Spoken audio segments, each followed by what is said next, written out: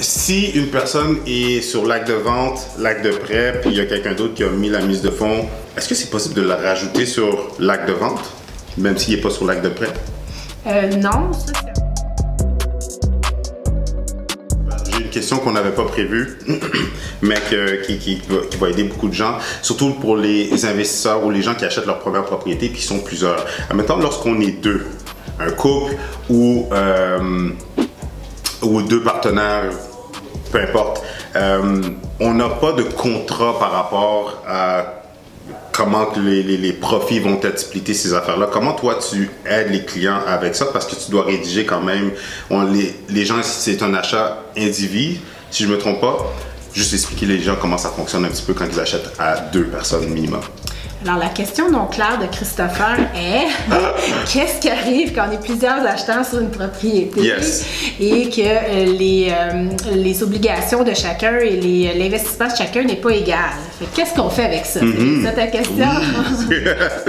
Donc, à ce moment-là, effectivement, on fait ce qu'on appelle des conventions d'indivision. Pour les gens qui connaissent un peu plus ça, ça s'appelle souvent dans le jargon contre-lettre. Donc, ça, c'est un document qu'on fait effectivement quand il y a plusieurs acheteurs qui veulent régir leurs obligations entre eux. C'est vraiment un contrat entre eux, ça n'a rien à voir avec l'acte de vente, avec l'acte de propriété. Fait qu'on vient dire, il y en a un qui va payer plus l'hypothèque, il y en a un qui investit une mise de fonds plus élevée, il veut la récupérer lors de la revente. On va venir dire qu'il y en a un qui a le pouvoir décisionnel ou les deux ont le pouvoir décisionnel. Donc, c'est le genre de choses qu'on met dans cette convention-là. Puis c'est très important à faire, effectivement, puis à notifier le notaire. Parce que nous, on ne sait pas les ententes des gens. Là, fait que souvent, les gens vont me le dire, il faut vraiment qu'on écrive quelque chose, qu'on fasse une clause. Fait que là, on peut donner des options à ce moment-là. Fait qu'important à faire, effectivement, si c'est inégal. C'est sûr que si un couple achète, ils mettent tout à 50%, ils investissent 50%, ils font tout...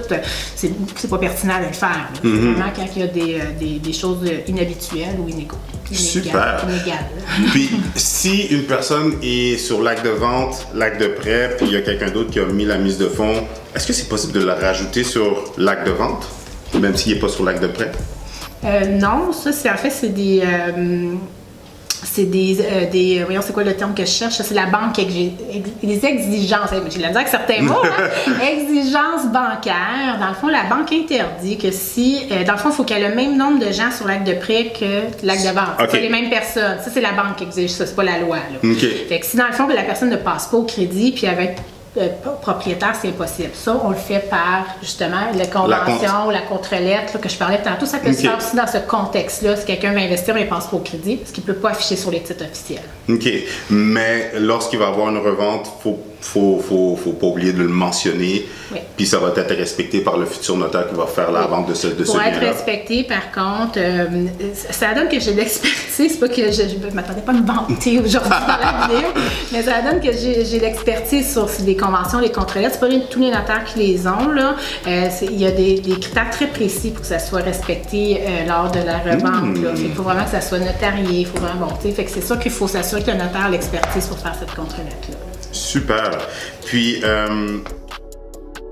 tu désires vendre, acheter ou faire ton premier investissement immobilier, tu es au bon endroit. Le but de ces vidéos est de vous éclaircir et de vous permettre de passer à l'action pour réaliser votre projet en immobilier. Clique sur les liens plus bas pour réserver une consultation gratuite avec moi.